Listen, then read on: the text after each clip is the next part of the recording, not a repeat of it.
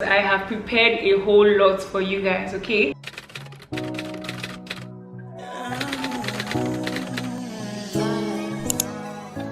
Hi guys, welcome back to my YouTube channel. My name is Adana Adaka if you are new here, but if you are a returning subscriber, welcome back to the fun side of YouTube. In this video, I'm going to be sharing with you guys different things you can do, very simple things, very easy to implement, ways that you can basically make your pictures very clean and very aesthetic so that they do well on whatever platform you choose to post them on. I've been a content creator for over 4 years now, so what I'm saying is out of experience. Please pardon me, in this video I'm going to be looking down a lot because I have prepared a whole lot for you guys, okay? The most important thing, in my opinion, guys, you need to clean your camera. You need to make sure that whatever it is that you're using to take your picture is clean. If you're using a professional camera, make sure the lens is clean. If you're using a phone, make sure the lenses are clean. In my case, I typically use an iPhone to take my pictures, and the current one I have has 3 cameras, right?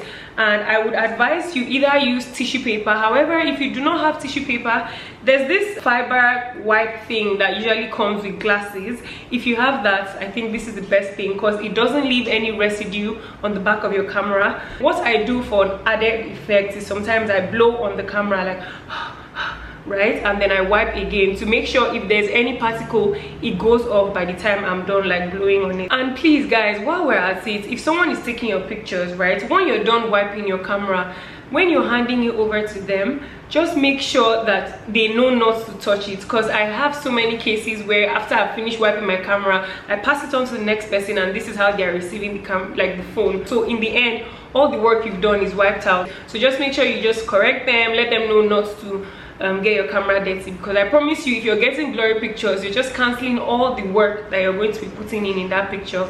When you're taking your pictures, just make sure you have like a very clean background depending on the outfit that you're using. I see most times that people like have really cute, good outfits, and the background around them or wherever it is that they're taking the picture is just like there's just a lot happening, and that can sometimes like dim down the quality or the cleanliness of your video because of your picture, because like it now looks too jam-packed and there's nowhere for the eyes to focus. Like if you're scrolling down an Instagram feed, you want when you get to your picture, it's like, oh, this is such a refreshing thing to see. And for you to achieve that, you have to have a really clean background that goes with the outfit that you're wearing. I actually understand that some people prefer having like lots of greenery around them, shrubs, or you know, very like extra things around them. I understand that, but I feel like you need to pick the one that works for you and what you're wearing, right? For example, if I'm going to be taking like a picture in front of like a forest, I know that's very extreme, but like in front of somewhere that has a lot of green and plants and all, I would probably go for a more toned down color of outfit that's either like a solid color, maybe solid white, solid red, or something that it's like just one. I wouldn't do patterns in front of like somewhere that it's already all green at the back, okay? So it doesn't like mean that you're going to change your whole aesthetic, your whole page is now going to be looking white just because you have white background. It just means you should just take your time to make sure you're choosing clean backgrounds that really complement the outfits that you're going with. Right along the lines of that is the picking the right location for the picture, right? You can't like see, let's say you have like a really nice dinner dress or like, you know, a very classy outfit and you're standing by a staircase. Like it doesn't make sense. Or you're in the middle of the streets when you're not even in London, like you're in Nigeria and you're in the middle of the streets. Like it doesn't make sense, because you need to choose something that really speaks to the type of outfit you're wearing. For example, if you're wearing a classic dinner dress or a very pretty dress, you would want to take it in like, let's say, a restaurant or like somewhere that has really structured like lines and all of that. Point is, you need to pick the right location for what it is that you're wearing. I mean, if you're a fashionista, guys, last just remember that your body, your choice, your pictures, your choice. I understand that this video is just for people who want to maybe like learn a little extra tip on how to get a general like nice aesthetic picture. Just make sure you choose the right locations for the outfits that you're going for. So you also need to remember that you need to be comfortable in front of whoever it is that you're taking the pictures with. So you need to be comfortable enough to be expressive with the person you're taking pictures with, because I promise you it translates into the picture. If you go to take pictures with someone who let's say maybe you're not very comfortable or free around, in the sense that you can't tell them you don't like this or you like this.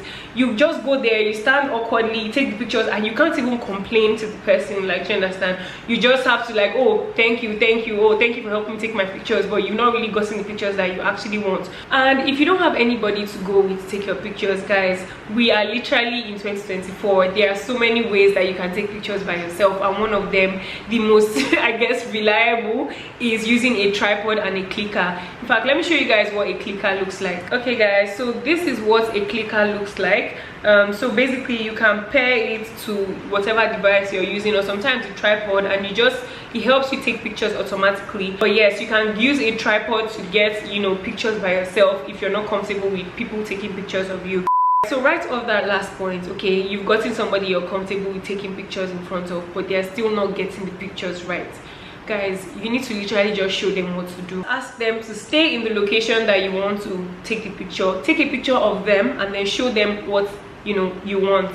And I promise you, it will be easier for them to understand your vision or what it is that you're, you know, going for. Because sometimes they really think they are doing their best, like angling their cameras or giving you the best angles and all of that, but it's really not what you want. So you just need to let them know, obviously nicely, like they should just, you know, stay in the place that you want to take the picture and show them, and I promise you the pictures will be way better. This tip, right, that I'm about to share is something I don't even know where I learned it. I learned it a while ago. If you're not really sure how to go about, like, or how to even pose, take your pictures on live photo, guys. Take your picture on live photo, because when you do that, you have the opportunity to actually pick from a set of like pictures your favorite one. Do you get what I mean? If you are an iPhone user, then try using the live photo tool.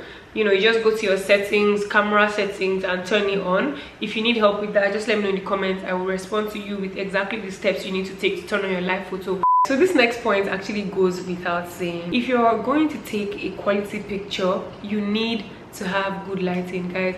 The lighting in your video is one of the most important things that you need to pay attention to. You should always face the direction of where the light is coming from, right? If there's a light source in front of you, then you should be facing it this way. If there's a light source behind you, there shouldn't be a light source behind you, because you come out looking, except that's your aesthetic.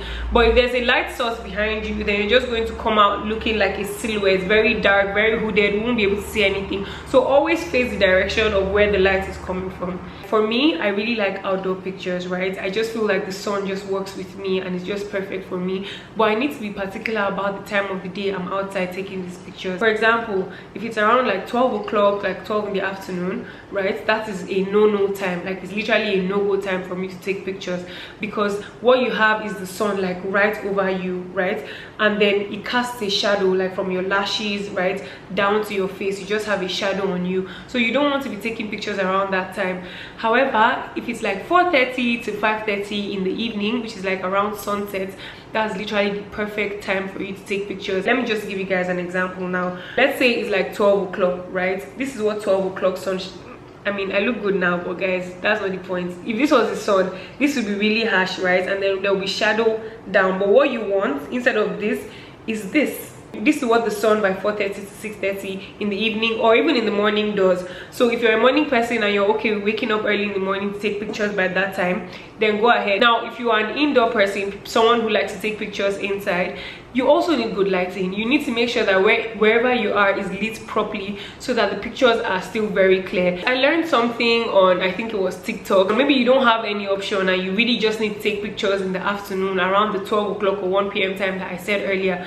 I learned a trick that all you need to do is, like, if this is, let's say this is my subject right here, right, and I'm trying to take a picture of him or her, right, and it's like 12 o'clock, that you just need to cover the camera like this, right, and then it kind of mimics the time. That's what, I've never tried it, but I'm just saying, if you want to try it and let me know how that works for you, I'll really be happy to hear. For this next one, I'm going to be sharing my screen with you, like somewhere around here. So basically, you want to make sure your settings are optimized, like for, you know, your camera. So I'm just going to share the exact settings that I use, right? So just go to your settings, scroll all the way down to camera.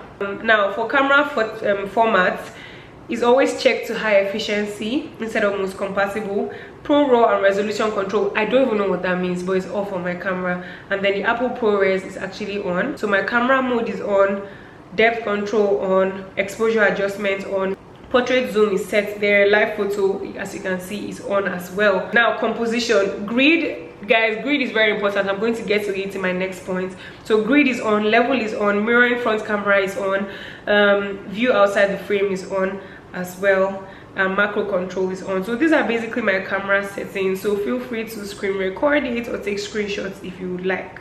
So I spoke about grid tools. That's the next thing. Our camera already comes with like a grid tool to divide the screen into, I think, 9 places. So what I do to make sure that my lines are always straight is turn on that grid tool when I'm taking pictures. You already saw in the camera settings, making sure like the lines are straight in the picture. Sometimes you might not even know that the phone is bent, but with the help of that grid tool, you'll be able to see like exactly, like, you know, whether or not it is straight. So just make sure your grid tool is turned on, and it can also help the person who's taking pictures for you to just make sure that you are straight in the center and it's not like wonky a bit. My next tip is basically to just take many pictures. Take so much more pictures. Like, take pictures, just be taking pictures, because I think experience with you being comfortable in front of the camera or people like taking pictures of you comes with practice. So you need to take more pictures to kind of know what works for you and what doesn't work for you. You see all these things on TikTok where they make fun of girls taking like 100 pictures to pick for. Yeah, do that. Like, do that if that helps you like come up with your best, you know, 3 pictures from everything. Just take more pictures. You learn like what works for you, your angles, the poses that works for you. I would always be a fan of people taking as much. Like for me, when I'm taking pictures of my friend, I'm always like, are you okay with this? Do we want more? And if I see the slightest hint of them like feeling like they might not see what they like, I'm back to taking more pictures, because that's the only way you can see the pictures that you like and the pictures that you don't like. This final tip has more to do with when you're just about to post. So when you're about to post a picture, I would say, because I do this personally and I've shared this on my other social media platforms, is to increase the sharpness of the picture just a little bit. I do it to about 6 or 8. I just increase my sharpness a little bit. In fact, I'll just show you an example right now. So let's say I was about to post a picture on Instagram, right? So let's say this is the picture. I just go to edit, I scroll all the way down to sharpness, and I increase it. I typically stay between 6 to 8, right? Because I think like doing this makes it look too grunge, I feel, in my opinion. But just right here adds that little, you know, sharpness to your picture. And then just like that, that's all you need to do before you post. So yeah, and I literally do it in like all picture posts that I do, especially the first slide. Even if I'm too lazy to do it with the other slides, I make sure my first slide is sharp and crisp. So we've come to the end of this video. I know it was very short and sweet, hopefully very impactful. So I'll close by saying that, yeah, even though these tips are like really helpful and these are things I personally implement in taking my own pictures, don't put too much pressure on yourself thinking that once you do this, everything should be great. There are other things that come into play, including the algorithm, the time of posting, the captions you're using, the hashtags you're using, who you're tagging in the pictures. So all of these things affect, you know, how the picture will do, right? But this is just one step like that you can control, and you can control like perfectly. We've come to the end of this video. I hope you learned a thing or two, and as usual, don't forget to like and subscribe, and you know, talk to me. I'm always here available for you guys. And if you have like any more requests for a video, maybe along the lines of what I just done, please just let me know. I will be listening. I love you guys. Bye.